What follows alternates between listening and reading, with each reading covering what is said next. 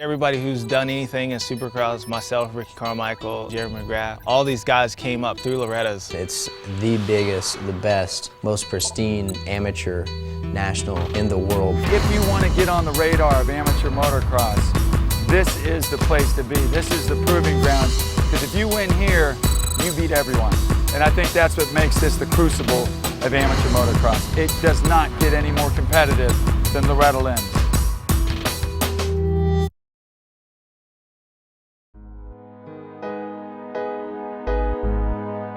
I feel like last year I came into Loretta's completely under the radar. No one expected me to be up front, and for sure no one expected me to pick up moto wins. And Dakota Alix is feeling it. He has got his mojo, and he is on his way to picking up his first career race win at Loretta Lynn. But I did. I went out there and proved I was one of the fastest amateurs in the world. And I'd say that one race has changed my life forever. This weekend, Dakota Alix will work towards completing the first step in the process of making it to Loretta's, the Southeast Area Qualifier. Capitalizing on his efforts from 2010 is a must, as this year Dakota will face a new crop of riders in the Schoolboy class. The competition is faster and the stakes are higher. The neat thing about Loretta Lynn's is you really can't luck into the championship. I mean, you have to earn your right to even be there. That begins at the area level. We have races scattered all around the country. You got to be in the top of the results there. While the goal here is simply to qualify, Dakota is out to prove a point and separate himself from the competition, a feat that is easier said than done.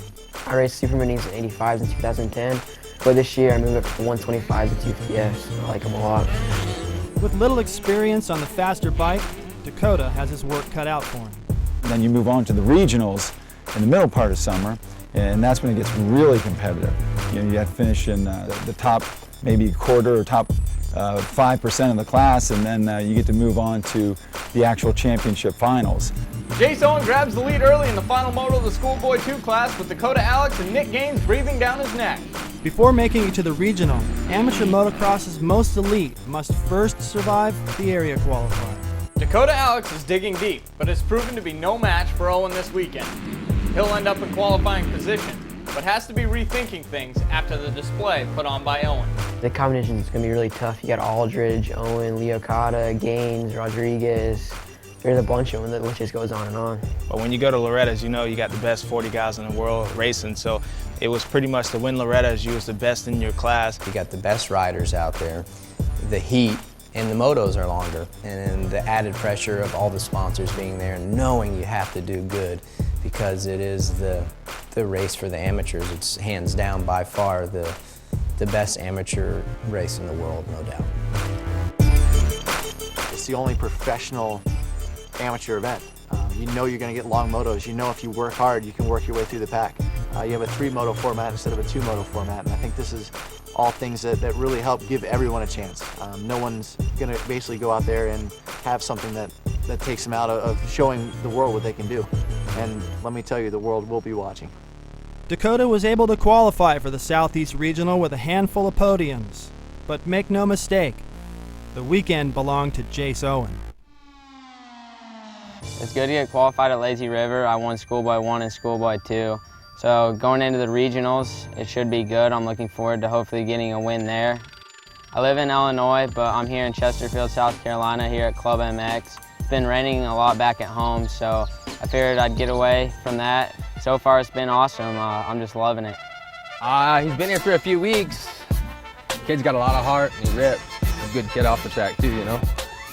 Loretta's is the only national that you have 20-minute motos for the amateur kids, so doing these 20-minute motos and long intervals should be awesome leading into Loretta's. Keep digging, keep digging, keep digging. So our total is about 45 minutes, but it's all real high intensity because everything's real close to each other, so it's good. It's good racing. Go, get it, get it, get it. And it's been really hot and humid, so I think if I just keep putting my head down and working hard as I can and get qualified at my regional, come Loretta's, I'll be more ready than ever. That's money, that's money. Good job, Jace. Good job. I definitely think Jace has a good chance of winning Loretta's this year, without a doubt. The kid's got it going on. I moved 1,000 miles away from home, from my family, my friends, everyone back home, to come here and train and just give it everything I have. So come my regional, hopefully I can go out there and I can win, get in all these kids' heads, So come Loretta's, they just know that I'm the guy to beat. Coming soon on the Road to Loretta's. I'm really focused on proving myself that I'm a guy to beat, you know. All I'm worried about is top 4. I could care less if I got 4th in every moto. As long as I get to Loretta's, that's the only goal I got. Going back to the last-ditch effort to get into Loretta's this last area qualifier this weekend to get to my regional, and hopefully it goes good. That's the one thing I can say about the race is that it's definitely the best of the best.